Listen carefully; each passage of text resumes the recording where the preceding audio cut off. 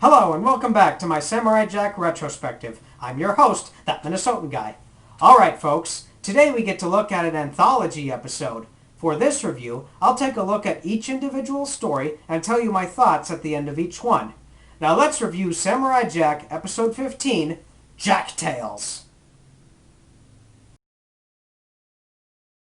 We open with Jack in the land of the magic worm. The worm is said to grant any wish. Jack then summons it. Jack! You know of me? Of course I do. I'm magic.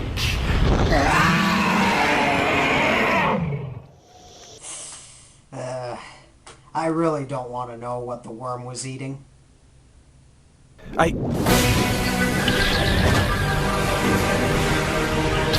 You see, only one of us is the real magic worm. Well, that's something. For those who don't know, the second worm is voiced by the great Tim Curry. No, I'm not kidding.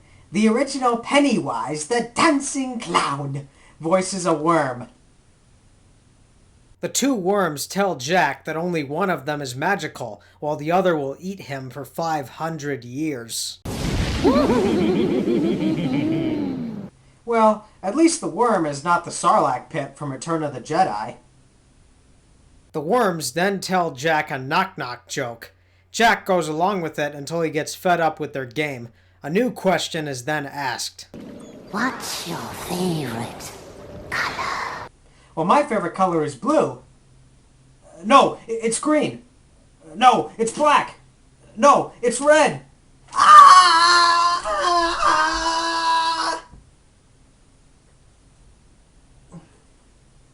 I'm okay. The worms then tell Jack to choose wisely in order for his wish to be granted. After thinking about it, Jack asks this. If you were your brother, which one would you say is the magic worm? Jack chooses the second worm and states his reason for doing so. If you were the truth-telling worm, then what you said will be a lie because you will answer truthfully what your lying brother will say. Therefore, I can safely say that the answer will be the opposite of what you say. On the other hand, if you are the lying worm, then you will tell me what your truth-telling brother will say, but it will be a lie. Therefore, the answer will also be the opposite of what you say. Understand? It makes sense. The second worm eats Jack, but then the truth is revealed. When does the magic begin?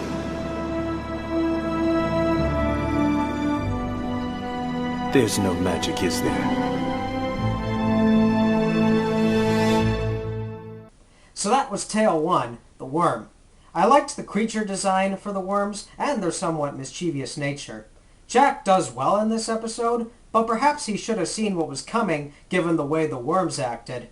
To expand on the ending, Jack cuts the worm open and everyone is freed. Overall, this story was standard, but not the best. Let's move on. We open with Jack cooking a meal and sharpening his sword. He then hears a noise.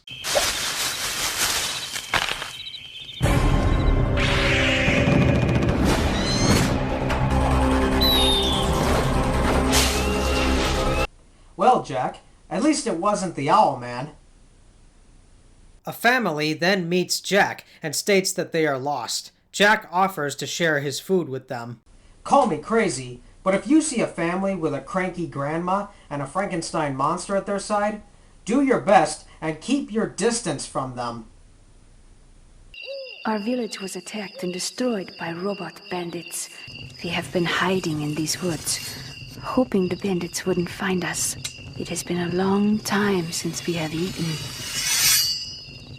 I'm telling you, something's really wrong with these people. Take the kid, for example. Be careful.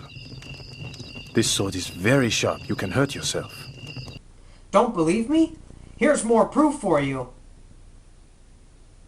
I've been able to find some good...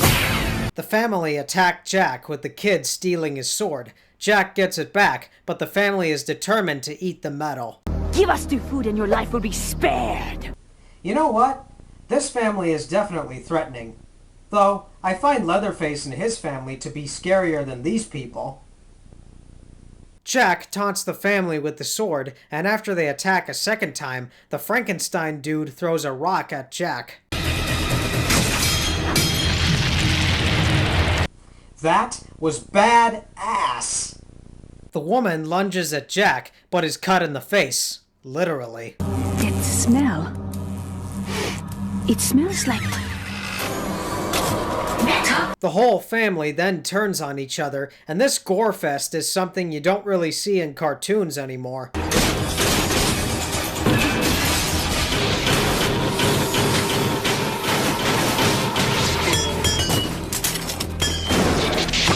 So that was Tale 2, the metal-eating family. I enjoyed it. The action was good, the family was intimidating, and I got to see more of Jack's skills. Now it's time for the final story. We open with Jack telling us that there is a fairy which can grant only one wish in its entire life. The fairy was captured by a gargoyle. Before the gargoyle can make a wish, he decides to rest. Well, you know what they say. Gotta rest before the big day. Jack climbs the tower and makes his way to an open door. The gargoyle awakens, but finds nothing. Jack hides from above, but the gargoyle awakens again, looking at his roof. He suspects that something isn't right, but ends up asleep. Man, this guy's got the same sharp hearing that I have. Jack tells the fairy that he's come to rescue her, but makes a critical mistake.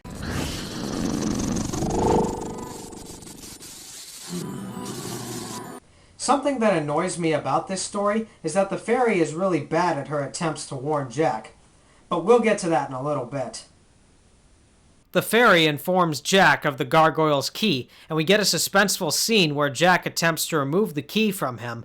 When Jack's sweat drops on the gargoyle, we get a flinch. When Jack almost awakens the gargoyle, the suspense thickens. The music also works in this scene because it keeps you tense about whether Jack will make a mistake or not. Here's the sample for ya.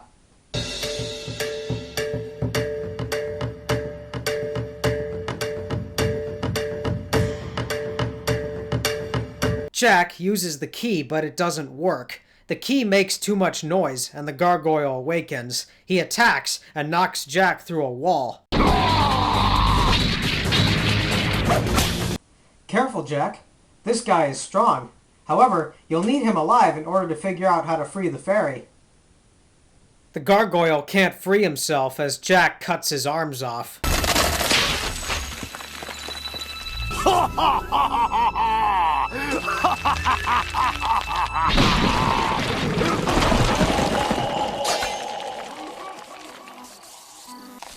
Fool of a took. Throw yourself in next time and rid us of your stupidity. I'm with Gandalf on this one. The fairy asks Jack why he killed the gargoyle. Jack says he has the key, but the fairy says that he doesn't have the magic words. See what I mean? The fairy could have told Jack about this early on. Instead, she waits until the last minute to tell Jack. This is stupid writing, no doubt about that. Jack then thinks about what to do next. We end this story with Jack making a noble wish. I wish we were free.